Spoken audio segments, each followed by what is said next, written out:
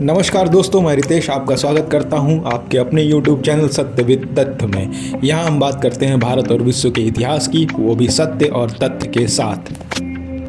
1983 की एक शाम डॉक्टर APJ अब्दुल कलाम और उनके साथी डॉक्टर VS अरुणाचलम प्रेजेंटेशन देने के बाद हिसाब लगा रहे थे कि प्रोजेक्ट के लिए 400 करोड़ मिलेंगे या नहीं, 100 करोड़ या 200 करोड़ मिले तो कैसे काम करेंगे। और उन्हें साथ में ये भी डर था प्रोजेक्ट कैंसिल ना हो जाए।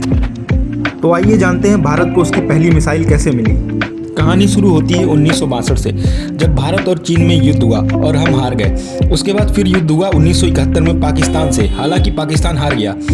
ऐसे में भारत को अत्याधुनिक हथियारों की काफ़ी ज़रूरत थी। उस समय सिर्फ 4 देशों के पास मिसाइल टेक्नोलॉजी थी, चाइना, अमेरिका, सोवियत यूनियन और इजराइल। चीन और पाकिस्तान की वजह से हमें भी मिसाइल की बहुत ज़रूरत थी। और ये काम शुरू हुआ 1970 के दशक में, जब DAE department of atomic energy ने PMO को चिट्ठी लिखी। चिट्ठी में लिखा था, चाइना ने 1000 मील की दूरी तक न्यूक्लियर हमला करने की काबिलियत प्राप्त कर ली है। अगर भारत ने जल्द ही कुछ न किया तो भारत और चाइना के बीच काफ़ी दूरी बढ़ जाएगी।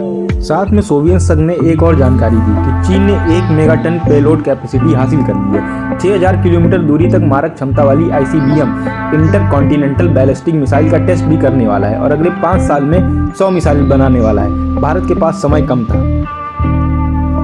सन 1972 में प्रधानमंत्री इंदिरा गांधी ने MGK मेनन को पत्र लिखा कि स्पेस प्रोग्राम और डिफेंस प्रोग्राम को लिंक कर दिया जाए।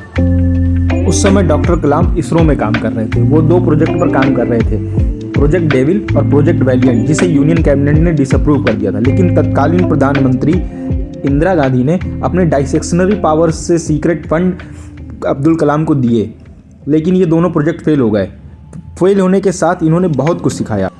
1 जून 1982 को डॉक्टर अब्दुल कलाम ने DRDL defence research and development laboratory join की, जहां उन्होंने मिसाइल टेक्नोलॉजी कमेटी का गठन किया।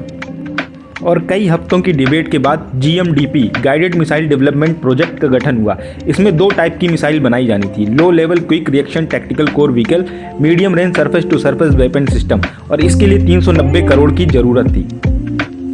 और इसके बाद डॉक्टर APJ अब्दुल कलाम और उनके साथी डॉक्टर VS अरुणाचलम प्रेजेंटेशन देने साउथ ब्लॉक गए। और इस प्रेजेंटेशन में शामिल थे रक्षा मंत्री R Venkataraman, air marshal Dilbagh Singh, general Krishna Rao, admiral Dawson, साथ में डिफेंस सेक्रेटरी, कैबिनेट सेक्रेटरी और सेक्रेटरी ऑफ एक्सपेंडिचर भी शामिल थे। प्रेजेंटेशन खत्म होने के 3 घंटे बाद रक्षा मंत्री ने डॉक्टर कलाम को अपने पास बुलाया और बोला, अलग अलग फेजेज में मिसाइल बनाने से अच्छा है एक इंटीग्रेटेड गाइडेड मिसाइल प्रोग्राम पर काम किया जाए। और इस तरह 27 जुलाई 1983 को IGMDP integrated guided missile development programme आधिकारिक तौर पर गठित हुआ। इसके लिए 388 करोड़ सैंक्शन भी हुए और 3 प्रकार की मिसाइल सिस्टम पर काम शुरू हुआ। Surface to surface Prithvi, tactical core vehicle Trishul, surface to air Akash और एंटी टैंक मिसाइल नाग। और साथ ही शुरू हुआ कलाम जी का सबसे महत्वाकांक्षी प्रोजेक्ट रेक्स री एक्सपेरिमेंट लॉन्च व्हीकल, जिसका नाम रखा गया अग्नि। पृथ्वी मिसाइल का जिम्मा सौंपा गया कर्नल VJ सुंदरम को, जो कि आर्मी के EME कॉर्प से नाता रखते थे। प्रोजेक्ट को मिल रही लगातार सफलताओं के कारण 19 जुलाई 1984 में प्राइम मिनिस्टर इंदिरा गांधी ने DRDL का दौरा किया और डॉक्टर कलाम से पूछा, आप पृथ्वी का परीक्षण कब कर रहे हैं? जवाब मिला जून 1987 में। लेकिन 1984 अक्टूबर में प्रधानमंत्री इंदिरा गांधी की हत्या हो गई और प्रधानमंत्री बने श्री राजीव गांधी जी। 1987 के अंत में DRDL के 2000 कर्मचारियों के अथक प्रयास के बाद पृथ्वी मिसाइल का काम आखिरी चरणों में पहुंचा और 25 फरवरी 1988 को श्रीहरिकोटा में भारत की पहली सरफेस टू सरफेस मिसाइल पृथ्वी का सफल परीक्षण हुआ।